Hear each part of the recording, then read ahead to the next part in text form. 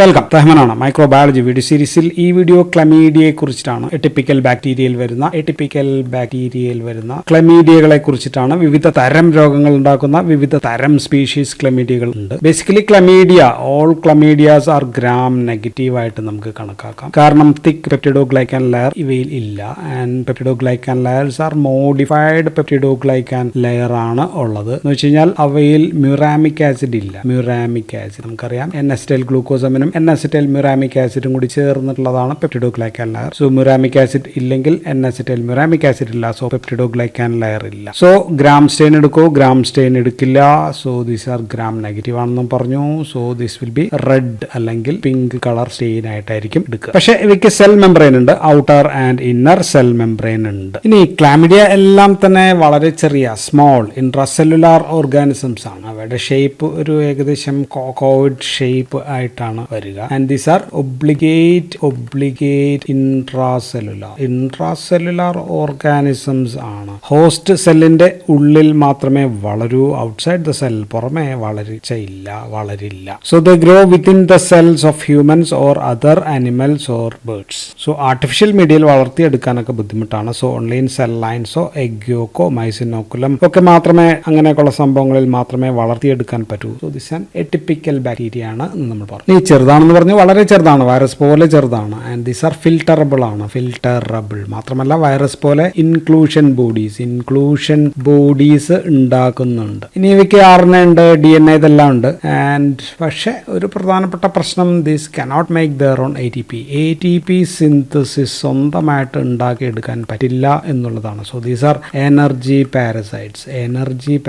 Energy ഉണ്ടാക്കണമെങ്കിൽ മറ്റേ ആൾക്കാരെ ഡിപ്പെൻഡ് ചെയ്യണം. So they depend on or rely on host ATP for energy. അതുകൊണ്ടാണ് these are obligate intracellular organisms or parasites എന്ന് നമ്മൾ പറയും. ആൻഡ് ഇവിടെ ഔട്ടർ ലെയർ ഓരോ ഇതിന്റെയും ഗ്രൂപ്പിന്റെയും ഡിഫറെന്റ് ടൈപ്സ് ഓഫ് ക്ലാമിഡിയ അനുസരിച്ച് ഗ്രൂപ്പ് സ്പെസിഫിക് ലിപ്പോപോളിസാക്കറൈഡ്സ് ഇവിടെ ഔട്ടർ ലെയറിൽ നമുക്ക് കാണാൻ പറ്റും. And species specific ഇമ്മ്യൂണോടൈപ്പ് specific antigens ആയിരിക്കും ഇവയ്ക്ക് ഉള്ളത്. ആൻഡ് ഇവയ്ക്ക് ഓരോ ടൈപ്പ് ക്ലമീഡിയ അനുസരിച്ച് അത് വ്യത്യസ്തമായിട്ടിരിക്കും. ഇനി ക്ലമീഡിയ സ്പീഷീസിൽ വിവിധ തരം ക്ലമീഡിയകൾ ഉണ്ട് എന്ന് നമ്മൾ പറഞ്ഞു. ആൻഡ് ഇവ ഉണ്ടാക്കുന്നതും വിവിധ തരം രോഗങ്ങളാണ്. അതിൽ ഏറ്റവും പ്രധാനപ്പെട്ടത് ഒന്ന് ക്ലമീഡിയ ട്രക്കോമാറ്റിസ് ആണ്. ട്രക്കോമാറ്റിസിൽ A മുതൽ L വരെ വിവിധ തരം sub types and zero types ഉണ്ട്. ആൻഡ് ഇവയിൽ A മുതൽ C വരെ ABC ഇവ ഉണ്ടാക്കുന്നതാണ് ട്രക്കോമ എന്ന് പറയുന്ന രോഗം. ട്രക്കോമ കണ്ണിൽ ഉണ്ടാക്കുന്ന രോഗമാണ് ട്രക്കോമ. ദെൻ ക്ലമീഡിയ ട്രക്കോമാറ്റിസ് D മുതൽ K വരെയുള്ള sub species or zero types. ഇത് ഉണ്ടാക്കുന്നത്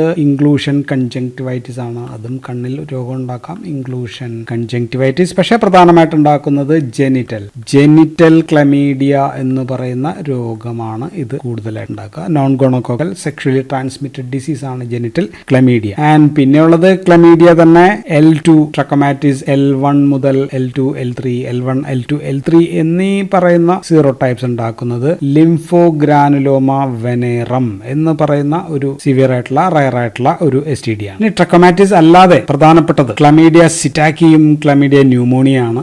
ആൻഡ് ഇത് നേരത്തെ അറിയപ്പെട്ടിരുന്നത് ക്ലാമിഡോഫില എന്ന പേരിലായിരുന്നു. ക്ലാമിഡോഫില സിറ്റാക്കി ആൻഡ് ന്യൂമോണിയ. പക്ഷെ ഇപ്പൊ ക്ലാമിഡോഫില അല്ല, അത് ക്ലാമിഡ തന്നെയാണ് ഇപ്പോൾ അറിയപ്പെടുന്നത്. സോ ക്ലാമിഡിയ സിറ്റാക്കി ഉണ്ടാക്കുന്നത് സിറ്റക്കോസിസ് CITATTACOSA സിറ്റക്കോസിസ് അല്ലെങ്കിൽ ഓർണിത്തോസിസ് പോലെയുള്ള അസുഖങ്ങളാണെങ്കിൽ, ക്ലാമിഡിയ ന്യൂമോണിയ ഇപ്പൊ ഉണ്ടാക്കുന്നത് പ്രധാനമായിട്ടും ഇപ്പൊ ന്യൂമോണിയ ആണ്. ഇനി വിവിധ തരം ക്ലാമിഡിയ മറ്റു മൃഗങ്ങളിലേക്ക് ബാധിക്കുന്നുണ്ട്. പക്ഷെ നമ്മൾ ഈ മൂന്നിനെ കുറിച്ചിട്ടാണ് പറയാം. ഇനി ക്ലാമിഡിയയിൽ ട്രാക്കോമാറ്റിസ് ആൻഡ് ഓൾസോ ന്യൂമോണിയ ഇത് മനുഷ്യനെ മാത്രമാണ് ബാധിക്കുക. ഓൺലി ഇൻ ഹ്യൂമൻസിനെ മാത്രം ബാധിക്കുന്നതാണ് ട്രാക്കോമാറ്റിസ് ആൻഡ് ന്യൂമോണിയ. പക്ഷെ ഇത് സിറ്റാക്കി ബാധിക്കുന്നത് മനുഷ്യനിൽ ബാധിക്കാം, ഹ്യൂമൻസിൽ ബാധിക്കാം. ആൻഡ് ഓൾസോ ബേർഡ്സിനെയും ഇത് ബാധിക്കും, കിളികളെയും ബാധിക്കും. ആൻഡ് ഇനി ഇതിന്റെ ട്രാൻസ്മിഷൻ പകരൽ പറഞ്ഞു കഴിഞ്ഞാൽ trachomatis is by sexual transmission. Sexual contact വഴിയാണ്, സെക്ഷുവൽ ട്രാൻസ്മിഷൻ ആണ് ഇത് ബാധിക്കുക. അസിംപ്റ്റോമാറ്റിക് ആയിട്ടുള്ള ആരോഗ്യവാഹകരിൽ നിന്ന് അൺപ്രൊട്ടക്റ്റഡ് സെക്സ് വഴി പകരാം. അതാണ് ഒരു മെത്തേഡ്. 2 മദർ ടു ഫീറ്റസ് അമ്മയിൽ നിന്ന് കുട്ടിയിലേക്ക് പ്രസവ സമയത്ത് വജൈനൽ ബർത്തിൽ ആ സമയത്ത് കുട്ടിയിലേക്ക് ബാധിക്കാം. അല്ലാതെ പിന്നെ വിരലുകൾ വഴി ബാധിക്കാം. പിന്നെ ഫോമൈറ്റ്സ് ഇപ്പൊ തുണികൾ അങ്ങനെയൊക്കെയുള്ള ഡ്രസ്സ് അങ്ങനെയൊക്കെയുള്ള പിന്നെ ഒരു രീതിയിൽ ബാധിക്കാവുന്നത് ഫ്ലൈസ് വഴിയാണ്. ഫ്ലൈസ് വഴിയും ബാധിക്കാം. സോ കണ്ണിലുണ്ടാവുന്ന അങ്ങനെയുള്ള രോഗമാണ് നമ്മൾ ഓൾറെഡി പറഞ്ഞു ട്രക്കോമ എന്ന് പറയുന്ന രോഗം. ദെൻ ക്ലമിഡിയ ന്യൂമോണിയ പേര് പോലെ തന്നെ ലങ്സിൽ ന്യൂമോണിയ ആണ് ഉണ്ടാക്കുന്നത് പറഞ്ഞു. ആൻഡ് ഇത് എയ്റോസോൾ രൂപത്തിൽ എയ്റോസോൾ രൂപത്തിൽ പേഴ്സൺ ടു പേഴ്സൺ, ഒരാളിൽ നിന്ന് മറ്റൊരാളിലേക്ക് ഇത് ട്രാൻസ്മിഷൻ നടക്കാം. പക്ഷേ സിറ്റാക്കിയുടെ ട്രാൻസ്മിഷൻ ഇത് കിളികളുടെ ഉണങ്ങിയ കാഷ്ടത്തിൽ നിന്നാണ്. സോ അത് ഇൻഹെയിൽ ചെയ്ത് ശ്വസിച്ചെടുക്കുമ്പോഴാണ്. സോ ഇറ്റ്സ് ആൻ എയർബോൺ ആണ്. ഇത് transmission is by airborne through inhalation of dried birds faeces. ബേർഡ്സിന്റെ ഫീസസ് ഉണങ്ങിയത് ശ്വസിക്കുമ്പോൾ അതിലൂടെ പകരാവുന്ന രോഗമാണ് സിറ്റക്കോസിസ്. ഇനി ഇവയുടെ ലൈഫ് സൈക്കിൾ പറഞ്ഞു കഴിഞ്ഞാൽ ലൈഫ് സൈക്കിൾ മറ്റ് ബാക്ടീരിയയിൽ നിന്നൊക്കെ വളരെ വ്യത്യസ്തമാണ്. മോർഫോളജിക്കലി ഇവ രണ്ട് ഫോംസിൽ കാണാം. ഒന്ന് സെല്ലിന് പുറത്ത് എക്സ്ട്രാ സെല്ലുലാർ ആയിട്ടുള്ള ക്ലാമീഡിയ എന്ന് പറയുന്നത് ഇതൊരു ഇനേർട്ട് ആണ്. And also spore, almost like a spore like ബോഡിയാണ്. And no multiplication. ആൻഡ് ഇതിന്റെ പേരാണ് എലമെന്ററി ബോഡി. സോ ഇതിനെ നമ്മൾ എലമെന്ററി ബോഡി എന്നാണ് വിളിക്കുക. ഇത് പക്ഷേ ഇൻഫെക്റ്റീവ് ഫോം ആണ്. ഇതാണ് സെല്ലുകളിലേക്ക് പോയി ഒട്ടിച്ചേർന്ന് സെല്ലുകളെ ആക്രമിക്കുക. സോ ഇത് ചെറുതാണ്, വിത്ത് റിജിഡ് സെൽ വോൾ ആണ് ഇവയ്ക്കുള്ളത്, സർവൈവ് ചെയ്യാൻ വേണ്ടിയിട്ടുള്ളതാണ്. ഇത് ഹോസ്റ്റ് സെല്ലാണെങ്കിൽ, ഇത് എലമെന്ററി ബോഡി ആണെങ്കിൽ ചെറുത് ഇവിടെ വന്ന് ഒട്ടിച്ചേരുന്നു, സെല്ലിനകത്ത് വന്ന് ഒട്ടിച്ചേർന്ന് നമ്മുടെ സെല്ലിനകത്തേക്ക് എൻഡോസൈറ്റോസിസ് വഴി സെല്ലിന്റെ അകത്തേക്ക് കടക്കുന്നു. ആൻഡ് ഇവിടെ ഒരു ഫാഗോസോം അല്ലെങ്കിൽ എന്താ പറയാ എൻഡോസോമിനകത്ത് ഇത് കടന്നു. ആൻഡ് സെല്ലിനകത്ത് എത്തിക്കഴിഞ്ഞാൽ വിത്തിൻ ദിസ് സെല്ലിനകത്ത് ഇത് എലമെന്ററി ബോഡിയാണ്. സെല്ലിനകത്ത് എത്തിക്കഴിയുമ്പോഴത്തേക്കും ദിസ് വിൽ ബി റീഓർഗനൈസസ്. കുറച്ചും കൂടി വലുതായിട്ട് വരും. വലിയ ആയിട്ടുള്ള മെറ്റബോളിക് ലാർജർ ആണ്. മെറ്റബോളിക്കലി ആക്റ്റീവ് ആയിട്ടുള്ള അതിന്റെ പേര് റെറ്റിക്കുലേറ്റ് ബോഡീസ് ആണ്. സോ റെറ്റിക്കുലേറ്റ് ബോഡീസ് ആയിട്ട് മാറുന്നു. So elementary bodies now become reticulate bodies ആയിട്ട് മാറുന്നു. And this is non infective ആണ്. ഇത് വേറെ സെല്ലിൽ നിന്നും ആക്രമിക്കുന്ന പ്രശ്നമില്ല. സോ സെല്ലിനകത്ത്, വെസിക്കിളിനകത്ത്, എൻഡോസോമിനകത്ത് they transformed into reticulate bodies. And ഇത് ഇവിടെ മൾട്ടിപ്ലൈ ചെയ്യും. ധാരാളം റെറ്റിക്കുലേറ്റ് ബോഡീസ് ഉണ്ടാവും. ബൈനറി ഫിഷൻ വഴി അത് രണ്ടാകും. അങ്ങനെ മൾട്ടിപ്ലൈ ചെയ്ത് 100 കണക്കിന് 100 to 150 റെറ്റിക്കുലേറ്റ് ബോഡീസ് ഒക്കെ ഫോം ചെയ്യുമ്പോൾ അത് മെച്യൂർ ചെയ്യുന്നു. മെച്യൂർ ചെയ്ത് കഴിഞ്ഞ് അത് വീണ്ടും എലമെന്ററി നിറയുന്നു. അപ്പോൾ സെല്ലസ് ബ്രേക്ക് ചെയ്യുന്നു, സെൽ ലൈസിസ് നടക്കുന്നു, ഇത് പുറത്തേക്ക് പോകുന്നു. അപ്പോഴത്തേക്കും പുറത്തേക്ക് വരുന്നത് വീണ്ടും എലമെന്ററി ബോഡീസ് ആയിട്ടാണ്. എലമെന്ററി ബോഡി മറ്റ് സെല്ലുകളെ വീണ്ടും ഒട്ടിച്ചേർന്ന് അത് ഫാഗോസോം ഫോം ചെയ്ത് വീണ്ടും. So this life cycle will continue. ഇപ്പൊ ഇങ്ങനെ 2 to 3 ദിവസം കൊണ്ട് സെൽ ഒക്കെ പൊട്ടി സ്ലൈസസ് ചെയ്ത് സെൽ പൊട്ടി പുറത്ത് കടന്നാൽ എലമെന്ററി ബോഡി അടുത്ത സെല്ലിനെ ഇൻഫെക്ട് ചെയ്യും. The process will repeat. അതിങ്ങനെ തുടർന്നുകൊണ്ടേയിരിക്കും. സോ ഇൻഫെക്റ്റീവ് ആയിട്ടുള്ള, എക്സ്ട്രാ സെല്ലാർ ആയിട്ടുള്ള, മൾട്ടിപ്ലൈ ചെയ്യാത്ത, ചെറിയ സൈസ് കുറഞ്ഞ, മെറ്റബോളിക്കലി ഇനാക്റ്റീവ് ആയിട്ടുള്ളതാണ് എലമെന്ററി ബോഡി എന്ന് പറയുന്നത്. പക്ഷെ മൾട്ടിപ്ലൈ ചെയ്യുന്ന, മെറ്റബോളിക്കലി ആക്റ്റീവ് ആയിട്ടുള്ള സെല്ലിനകത്തെ ഫ്രജൈൽ സെൽ പോലുള്ള വലിയ രൂപമാണ് നമ്മൾ റെറ്റിക്കുലേറ്റ് ബോഡീസ് എന്ന് നമ്മൾ പറയും. സോ ഇൻവേഡ് ചെയ്ത സെല്ലിന്റെ സൈറ്റോപ്ലാസത്തിൽ ഇവയെ നമുക്ക് ഇൻക്ലൂഷൻ ബോഡി. സോ ഇങ്ങനെ സെല്ലിനകത്ത് കിടക്കുകയാണെങ്കിൽ നമുക്കതിനെ ഇൻക്ലൂഷൻ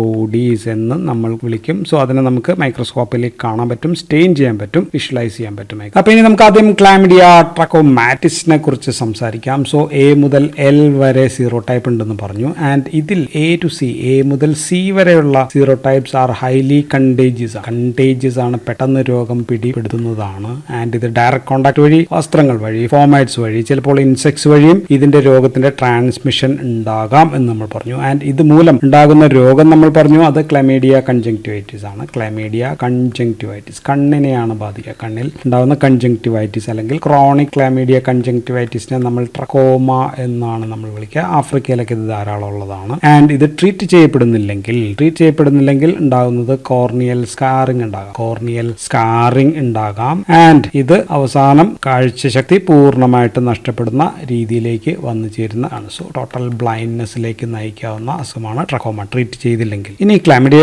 ട്രക്കോമാറ്റിസിന്റെ ഡി മുതൽ കെ വരെ ഉള്ള സീറോ ടൈപ്സ് മൂലം ഉണ്ടാകുന്ന രോഗമാണ് ക്ലാമിഡിയ. സോ ക്ലാമിഡിയ എന്നാണ് ആ രോഗത്തിന് സാറിന് നമ്മൾ വിളിക്കുക. And this is genital chlamydia ആണ്. ആൻഡ് പിന്നെ ഉണ്ടാകാവുന്നത് ഇൻക്ലൂഷൻ കൺജങ്ക്റ്റിവൈറ്റിസ്.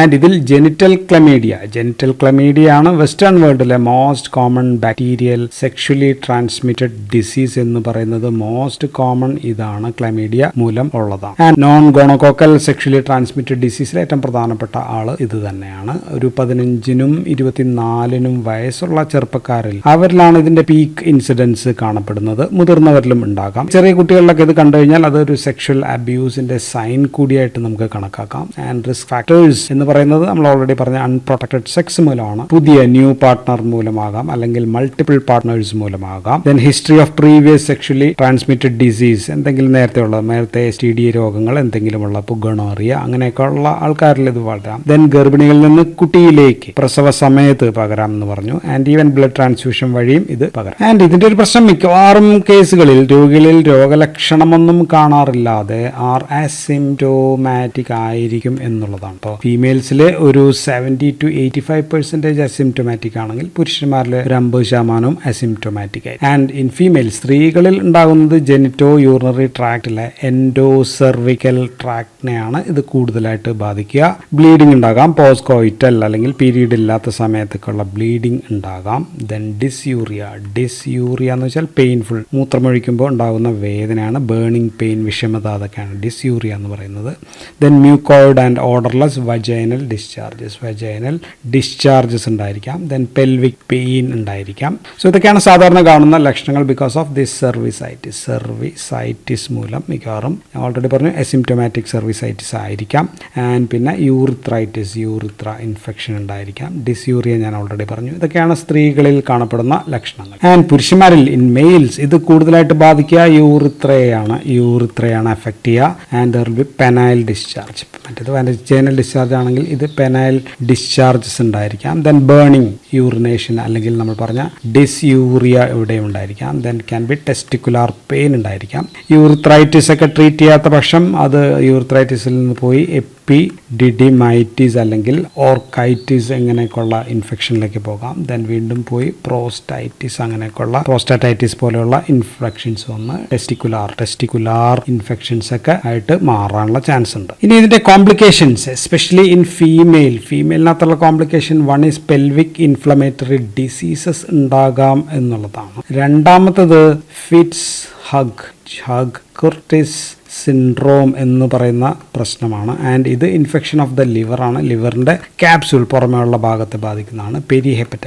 പെരിഹെപ്പറ്റൈറ്റിസ് ഉണ്ടാകുന്ന പ്രശ്നമാണ്. അവിടെ വേദന, right quadrant of the liver ആ ഭാഗത്ത് വേദന ഉണ്ടായിരിക്കാം. ദെൻ ഗർഭിണികളാണെങ്കിലോ ഇഫ് ഇറ്റ് ഈസ് പ്രഗ്നന്റ് ആണെങ്കിൽ ഇൻക്രീസ്ഡ് റിസ്ക് ഓഫ് എക്ടോപിക് ആയിട്ടുള്ള പ്രഗ്നൻസി ഉണ്ടാക്കാനുള്ള റിസ്ക് കൂട്ടും. അതല്ല ഗർഭിണി ആയിട്ടില്ലെങ്കിൽ ചിലപ്പോൾ ഇൻഫെർട്ടിലിറ്റി ആയിരിക്കും ഉണ്ടാകുക എന്നുള്ളതാണ്. ആൻഡ് ഇതുമൂലം വന്ധ്യത ഉണ്ടാകാം എന്നുള്ളതാണ് ഒരു പ്രശ്നം. ഇനി ഗർഭിണികളിൽ പ്രഗ്നന്റ് ആണ് എങ്കിൽ ഇഫ് ഇറ്റ് ഈസ് പ്രഗ്നന്റ് ഗർഭിണികൾ ഉണ്ടായിക്കഴിഞ്ഞാൽ പ്രസവ സമയത്ത് കുട്ടികളിൽ അത് നിയോനേറ്റൽ കൺജങ്ക്റ്റിവൈറ്റിസ് അല്ലെങ്കിൽ ഇൻക്ലൂഷൻ കൺജങ്ക്റ്റിവൈറ്റിസ് എന്ന് നമ്മൾ പറഞ്ഞു. ഡ്യൂ ടു വജൈനൽ ഡെലിവറി ആ സമയത്ത് കണ്ണിൽ നേരിട്ട് ഇൻഫെക്ഷ്യസ് ആയിട്ടുള്ള ഡിസ്ചാർജസ് ഒക്കെ മുട്ടാനുള്ള ചാൻസ് ആണ്. And also it can cause ന്യൂമോണിയയും ഉണ്ടാകാം. ന്യൂമോണിയൊക്കെ ഉണ്ടാകുന്നത് ഒരു 2 to 12 വീക്സിനൊക്കെ ശേഷമായിരിക്കാം. ആൻഡ് ന്യൂമോണിയയിൽ ഒരു പ്രത്യേക തരം ചുമ കാണാം. ആ ചുമയുടെ പേര് സ്റ്റാക്കാറ്റോകഫ് എന്നാണ്. സ്റ്റാക്കാറ്റോകഫ് എന്ന് പറയുന്ന ഒരു പ്രത്യേക തരം ചുമ ഉണ്ടാകാനുള്ള ചാൻസ് ഉണ്ട്. ഇനി ഇതിൻ്റെ മറ്റൊരു കോംപ്ലിക്കേഷൻ എന്ന് പറയുന്നത് റിയാക്റ്റീവ് ആർത്രൈറ്റിസ് ആണ്. റിയാക്റ്റീവ് ആർത്രൈറ്റിസ് എന്നാണ് ഇതിനെ വിളിക്കുക. പണ്ട് ഇതിനൊരു പേരുണ്ടായിരുന്നു. ആ പേര് റിറ്റേഴ്സ് സിൻഡ്രോം എന്നാണ് ഇതിനെ വിളിച്ചിരുന്നത്. HLA-B27 തകരാറൊക്കെ ഉള്ള ആൾക്കാരിൽ. So it's an immune related പ്രശ്നമാണ്. ഒരു 4 വീക്സ് പോസ്റ്റ് ഇൻഫെക്ഷൻ വന്നതിന് ശേഷം ഒരു 4 ആഴ്ചയൊക്കെ കഴിയുമ്പോൾ ഉണ്ടാകാവുന്ന ഒരു പ്രശ്നമാണ്. ആൻഡ് 3 പ്രധാനപ്പെട്ട കാര്യങ്ങളാണ് ഈ റിറ്റേഴ്സ് സിൻഡ്രോമിൽ ഉണ്ടാവുക. ഒന്ന് ജോയിന്റ് പെയിൻ ആണ്. ജോയിന്റ് പെയിൻ അല്ലെങ്കിൽ ആർത്രൈറ്റിസ് യൂണിലാറ്ററൽ ആയിരിക്കാം. മിക്കവാറും കാൽമുട്ട്, കണ്ണങ്കാൽ അവിടെയൊക്കെയുള്ള പോളി ആർത്രൈറ്റിസ് ആയിട്ട് ബാധിക്കാം. ദെൻ കണ്ണിനെ ബാധിക്കുന്ന കൺജങ്ക്റ്റിവൈറ്റിസ്. ദെൻ മൂന്നാമത്തത് യൂറിത്രൈറ്റിസ്.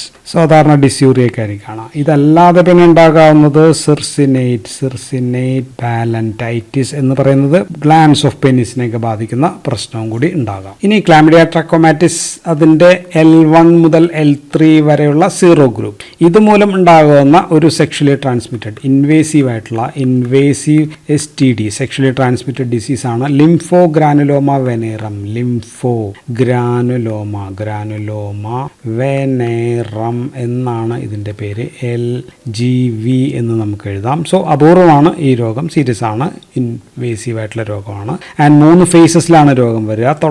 തുടക്കത്തിൽ ആദ്യം വേദനയില്ലാത്ത ഒരു പെയിൻലെസ് അൾസർ ആണ്. അൾസർ ഉണ്ടാകുന്നത് ജെനിറ്റൽസിലാണ്. So painless ulcer at the genitals ആണ്. ആൻഡ് ഇത് പതിയെ ഹീൽ ചെയ്യാം. ദെൻ ആഴ്ചകൾക്ക് ശേഷം ഒരു 3 വീക്സ് ഒക്കെ ശേഷം ഉണ്ടാകാവുന്ന പെയിൻഫുൾ ആയിട്ടുള്ള, അപ്പോൾ പെയിൻ ഉണ്ട്, പെയിൻഫുൾ ആയിട്ടുള്ള ശരീരത്തിൻ്റെ ഒരു വശത്തായിരിക്കാം, യൂണിലാറ്ററൽ ആയിരിക്കാം ഉണ്ടാകുന്നത് ടെൻഡർ ലിംഫ് അഡിനോപ്പതിയാണ്. സോ ലിംഫ് ഗ്ലാൻഡിനെയാണ് ബാധിക്കുന്നത് എന്ന് നമുക്ക് കാണാം. സോ ഇൻഗ്വാനൽ ലിംഫ് നോഡ്സിനായിരിക്കും മിക്കവാറും ബാധിക്കുക. അതിനുശേഷം അത് അപ്സസ് ആയിട്ട് മാറും. ദെൻ അത് ബുബോ ആയിട്ട് മാറും. ബുബോ എന്താണെന്ന് നമ്മൾ പ്ലേഗിനകത്ത് നമ്മൾ പറഞ്ഞാണ്. സോ ലിംഫ് നോഡിനെ ബാധിക്കുമ്പോൾ അത് വീർത്ത് വരുന്നതാണ്. പ്ലേഗിൽ നമ്മൾ പറഞ്ഞ ബുബോ സെയിം തന്നെയാണ്. ദെൻ അവസാനം ചിലപ്പോൾ പ്രോക്ടോകോളൈറ്റിസ്, പ്രോക്ടോകോളനെയും ബാധിക്കാം എന്നുള്ളതാണ്. പ്രോക്ടോകോളൈറ്റിസ് ഉണ്ടാക്കാം. ആൻഡ് സ്ത്രീകളിൽ പക്ഷേ ഇത് ലിംഫ് നോഡ്സിന് പകരം ചിലപ്പോൾ ബാധിക്കാവുന്നത്, അങ്ങനെ ഉണ്ടാകുന്ന സ്ത്രീകളിൽ എസ്റ്റിയോമോൺ എന്നാണ് വിളിക്കുക, അല്ലെങ്കിൽ എലഫന്റിയാസിസ്. എലഫന്റിയാസിസ് എന്ന് വെച്ചാൽ നമ്മുടെ മന്ദരോഗം പോലെയുള്ള എലഫന്റിയാസിസ് ഓഫ് വൾവ അങ്ങനെ വലിയതാവുന്നതാണ്. ആൻഡ് ഇവിടെ സ്കിൻ സ്വെൽ ചെയ്തിട്ട് തിന്നായിട്ട് ഒരു പോസിറ്റീവ് ഫ്രൈ സ്കിൻ ടെസ്റ്റ് നമുക്ക് ഇവിടെ കിട്ടും എന്ന്. സോ ഇതാണ് ലിംഫോഗ്രാനുലോമ വെനേറം എന്ന് പറയുന്ന അസുഖം. ഇനി ക്ലാമിഡിയ സിറ്റാക്കി മൂലം ഉണ്ടാകുന്നതാണ് സിറ്റാക്കോസിസ് എന്ന് പറയുന്ന രോഗം, അല്ലെങ്കിൽ ഓർണിത്യോസിസ് എന്ന് വിളിക്കാം, അല്ലെങ്കിൽ പാരറ്റ് ഫീവർ എന്നും വിളിക്കാം. സോ കിളികളിൽ നിന്നൊക്കെ ഉണ്ടാവുന്നതാണ്. ആൻഡ് ഇത് ബാധിക്കുന്നത് ലങ്സിനെയാണ് ഇത് ബാധിക്കുക. ഇതൊരു നോൺ കമ്മ്യൂണിക്കബിൾ, മനുഷ്യനിൽ ഉണ്ടാവില്ല എന്ന് നമ്മൾ പറഞ്ഞു.